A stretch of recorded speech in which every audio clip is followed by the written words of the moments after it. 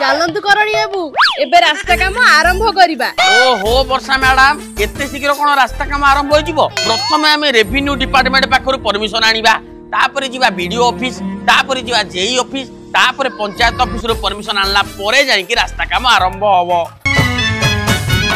Sir नमस्कार। Sir कथा कोन कि 50 लाख रो गोटे रोड काम आइतिला। आ सर आपनकर टी परमिशन हे गला हमें कामटा आरंभ करंतु। ताले 50 लाख टका काम हबो किंतु 10 लाख मते दबो।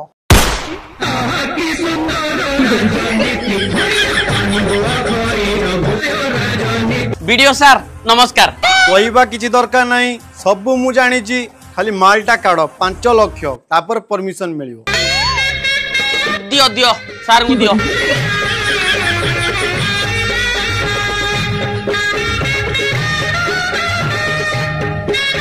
जय सर नमस्कार। कहवा दरकार नहीं, काढ़ मो कमिशन 2 लाख।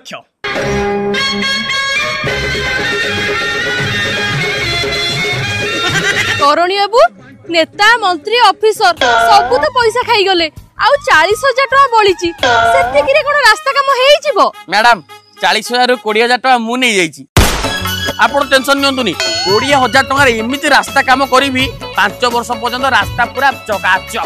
20,000 टका रे को रास्ता काम हेई जिवो? हेई की बळीबो। मैडम एइटा ला 20,000 टका रे पिचू आसु तो रास्ता काम करिवा। मैडम पिचू रोड रेडी एबे रास्ता 5 वर्ष चलिवो।